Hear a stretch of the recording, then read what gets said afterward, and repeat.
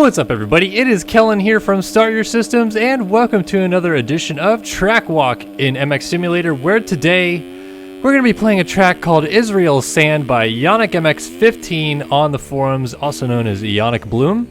And this is a really cool track, and it's actually a 3D scan track as well, which is something that I'll kind of discuss a little bit further here in just a moment. But before I do, I wanted to actually announce that this week will be the week of track walks. I feel pretty bad that I've been so far behind on these track walks for so long. Like, it's just taken me forever to get around to the next one and the next one. It seems like they're only monthly instead of weekly, which is what they were for a long time on the channel.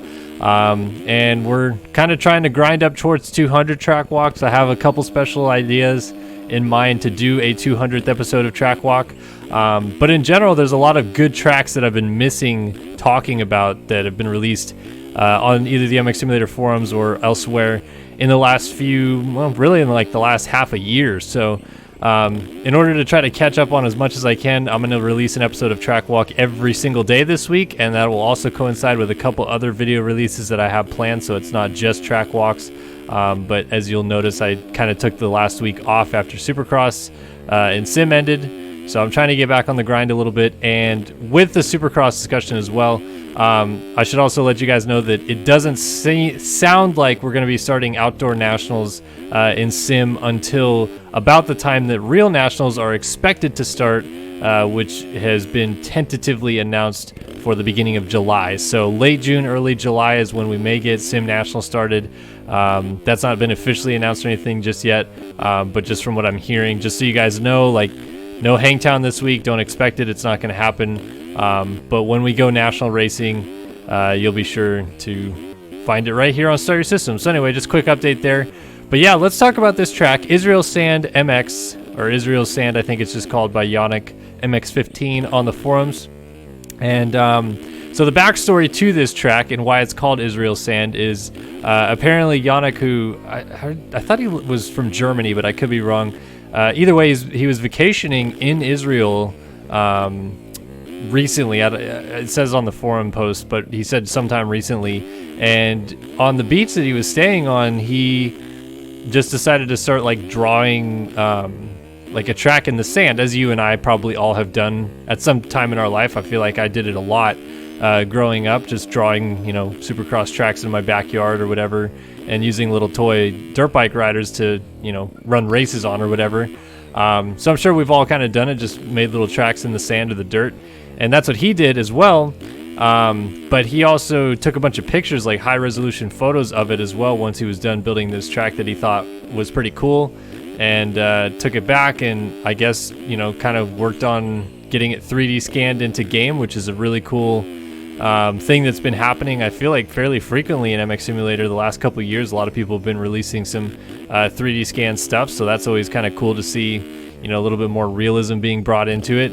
But yeah, this is what he got out of it, and it's a really fun layout. It's obviously a very quick track. I would equate it more to like a, just kind of like a little Friday night local series type of track with how short the lap times are.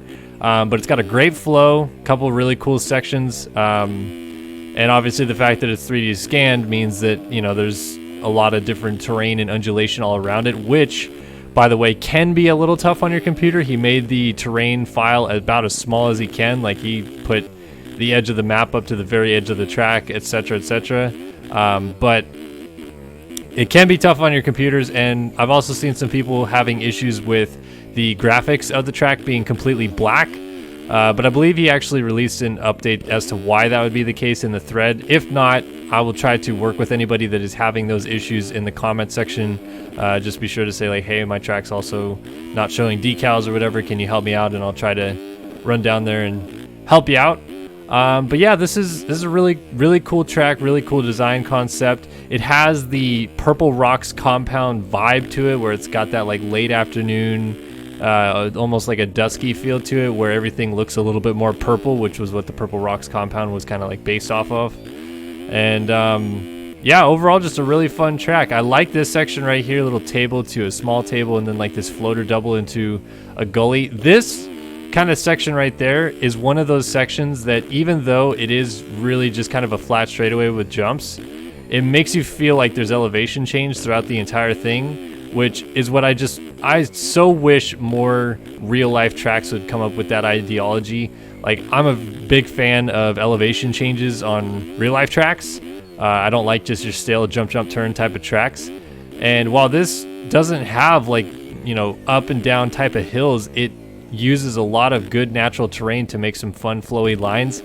And not everything is a jump, which it just seems like everything is, you know, like, not to bag on one particular track here, but if I can point out anything, Paula is the worst at this, to be honest with you. They have some hills that they could work with and they really don't use them, and then they build a track that just is always so flat and jumpy, and I just am never a big fan of it. But I like what he's done here. I like the environment for sure. I like that he's taken the time to lay, you know, some rocks throughout the environment, some you know, grassy areas. And I'll pull off to the side of the track when I get to one of these rocky sections again.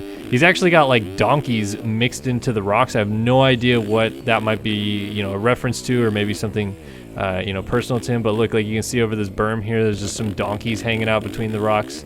I think they're also up here around this corner as well. Let's see if I can poke into these rocks here and find one. Got stuck on a ledge? What am I stuck on? Am I down? I don't know what's... Am I in the ground? I am in the ground, folks. What the heck? How did I just get stuck like this? There's a hole in the ground right here. What is this here for? I don't know if I'll be able to get out of this. This is really interesting. This tree, which I don't believe has a collision file on it, is buried down in the ground right here a little bit. What a weird sequence. This is the one spot I could have pulled off the track and done this. I think I'm stuck though. Wow, that is peculiar. All right, technical difficulties. Give me just a second. All right, we are back. That was strange. But I guess what that does detail is one of the possibilities of things that could happen when you 3D scan a track is that you end up having true terrain, and you know, sometimes true terrain does create those weird like natural holes in the ground, I guess. Anyway, we'll get back after it though. Yeah, I did just want to point out those donkeys, which here's the first one I had showed you over the other side of the berm, but a couple sitting in here. And they're actually come with a noise pack in this track that has the donkeys, you know, like doing the ee-aw thing, which is a terrible donkey noise, but you get it.